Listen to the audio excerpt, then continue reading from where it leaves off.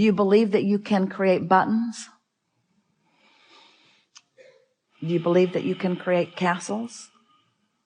Do you believe that you can create buttons? Do you believe that buttons are important to create? Does everything have to be bouncing off the wall enthusiasm? Is there power in satisfaction? Do you like molding the clay of your mind deliberately? Do you think that you need to think more or rest more? Do you think that you need to try harder or try less? Do you associate trying with action or thinking? Do you need to try to think better thoughts? It was a trap. Do you need to try to think better thoughts? Or do you need to relax into better thoughts? Will the better thought come in the relaxation? Is the better thought already there? Is the better thought a manifestation that will flow into your grid if you will allow it? So, do you think that you get more done with your long list of things you need to do? Or do you get more done by allowing yourself more leeway? If we were standing in your physical shoes, we would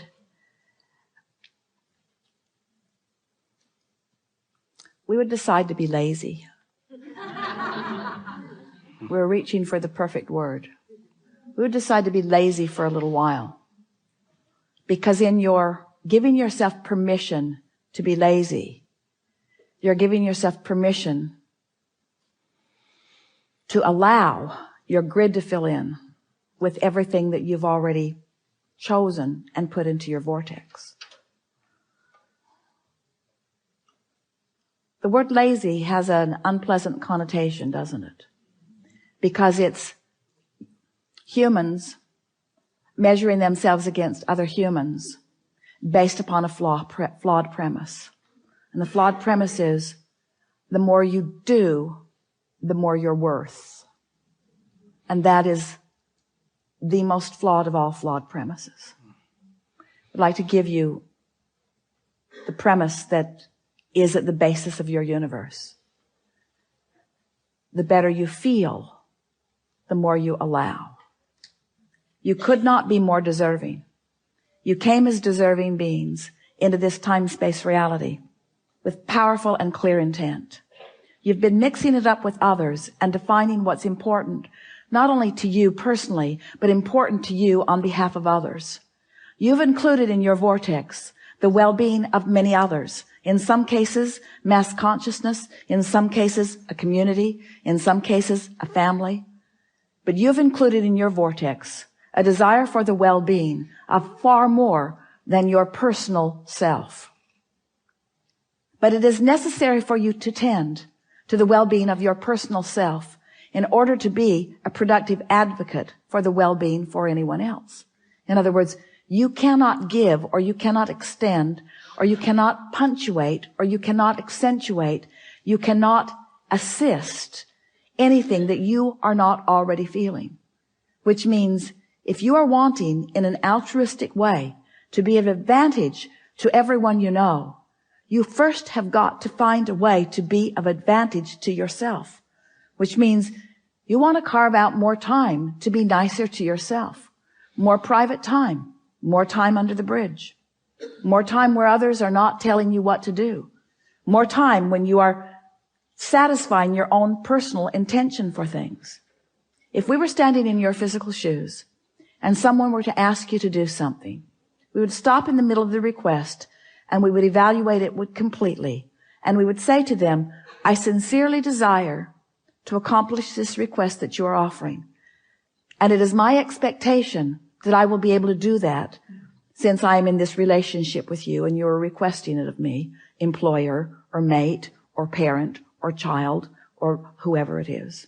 It is my expectation that I will be able to accomplish this.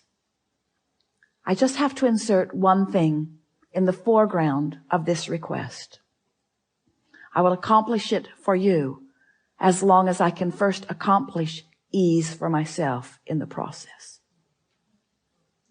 Really want you to ponder that a little bit. Esther, on one of the earlier cruises,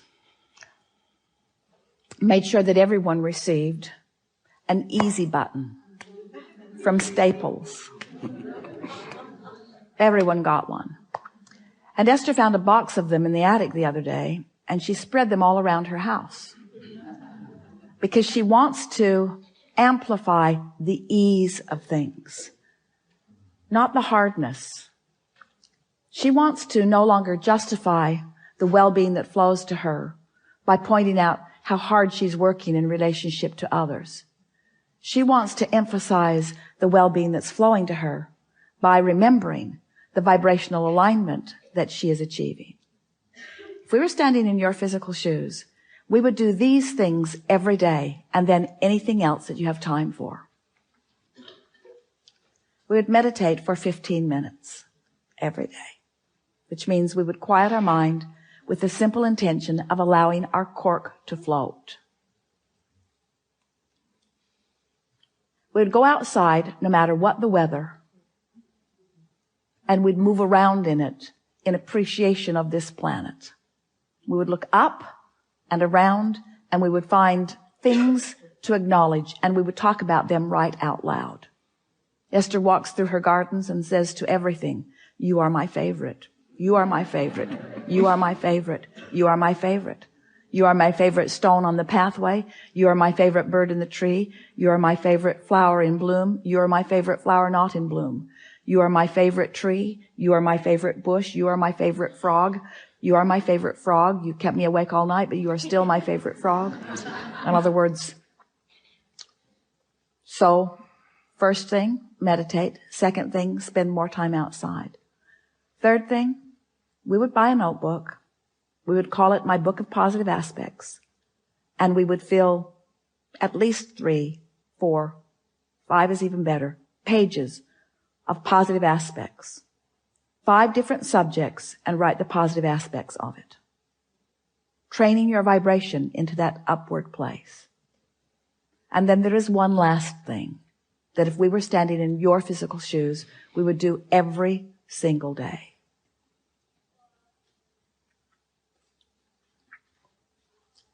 We would look upward and outward. It's best if you do it outside or standing at a window. And we would acknowledge that there are universal forces that are focused right at you. We would acknowledge by calling it by name, if you have a name that you like. And we would say, "I acknowledge that I am the object of your positive attention, and I'm appreciating your continual gaze on behalf of my well-being. And today, no matter where I am, no matter where I am going, no matter what I am doing, and no matter who I am doing it with, I will be in conscious awareness that you too are there with me, appreciating me, supporting me, assisting me, acknowledging me, inspiring me, guiding me, having fun with me, acknowledging me, supporting me, assisting me, inspiring me, helping me, guiding me, aware of me, loving me, showing me, inspiring me, guiding me, helping me, uplifting me, showing me."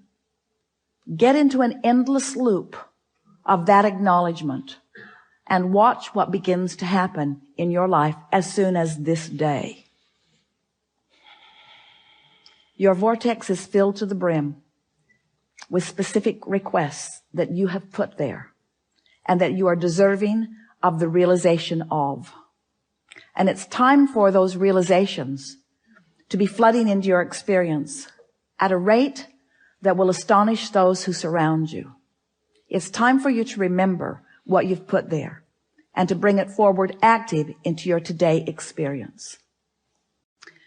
We've been talking to you all day from our appreciation of who you are. But even as we express it from our powerful point of knowing, we know that you don't yet know who you are. You don't, for the most part, understand the important role you play in the expansion of all that is. We stand as the beneficiaries of all of the vortices that you have accomplished, and we revel in them. But it is our powerful desire that you now, here in your physical bodies, allow yourselves to be the recipients of the physical manifestation of those things that you have put there. Because that was the plan.